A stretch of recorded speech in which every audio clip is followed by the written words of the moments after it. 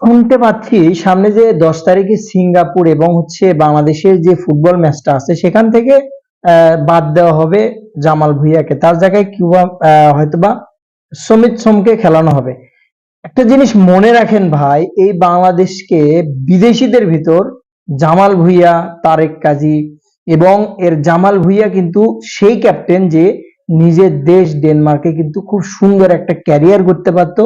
সেই ক্যারিয়ার করা বাদ দিয়ে কিন্তু বাংলাদেশের জার্সির প্রতিনিধিত্ব করছে এবং বাংলাদেশকে একটা সময় আজকে যেন হামজা চৌধুরী আসার কারণে হয়তোবা বাংলাদেশের ফুটবলটা অনেকটা জনপ্রিয়তা, হয়তোবা সামিদ সোম আসছে, হয়তোবা হামিদুল আসার কারণে জনপ্রিয়তা পাইছে, বাট একটা সময় কিন্তু বিপদের সঙ্গী, আজ থেকে কিছুদিন আগেরই কিন্তু বিপদের সঙ্গী, যে সময়টা দর্শক টিকিট কেনা তো দূরের কথা, ফিরেও কিন্তু ফুটবল দেখতে যাইতো না, সেই সময়ের বিপদের সঙ্গী ছিল জামাল ভুঁইয়া। সো জামাল ভুঁইয়াকে যেন আমরা কখনোই ছুঁড়ে ফেলে না দেই, এটা কিন্তু ভাই ভীষণ অন্যায় হয়ে যাবে বাংলাদেশ ফুটবলের সাথে, জামাল ভুঁইয়ার সাথে। এবং এমনিতেই এমিলি মার্টিনেজ যখন আসছিল বাংলাদেশে, তার দেখা করতে দেওয়া হয় না ভাই, এটা আমার কাছে খুবই কষ্ট লাগছে ভাই। বেশি বিষয়টা বিশ্বাস করেন, আমার এত কষ্ট লাগছিল যে জামাল ভুঁইয়া মনে হয় এত সুন্দর চাহনিতে তাকাইছিল, দেখে মনে হচ্ছিল ছেলেটা কতটা মনে মনে দুঃখ পাইছে, কষ্ট পাইছে যে একটা বার একটা জাতীয় টিমের, ন্যাশনাল টিমের ক্যাপ্টেন বাংলাদেশের, সে একটু দেখা করবে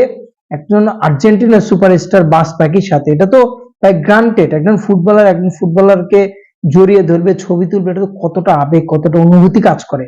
সেখান থেকে সে কিন্তু সে কাজটা করতে পারেনি, খুবই একটা দুঃখজনক একটা বিষয় সিন্ডিকেট মারানিফুডদের জন্য। সো সেরকম যেন অসম্মান তাকে করানো না হয়, দলের প্রয়োজনে, টিম কম্বিনেশনের প্রয়োজনে হয়তো তাকে নাও খেলাতে যেতে পারে।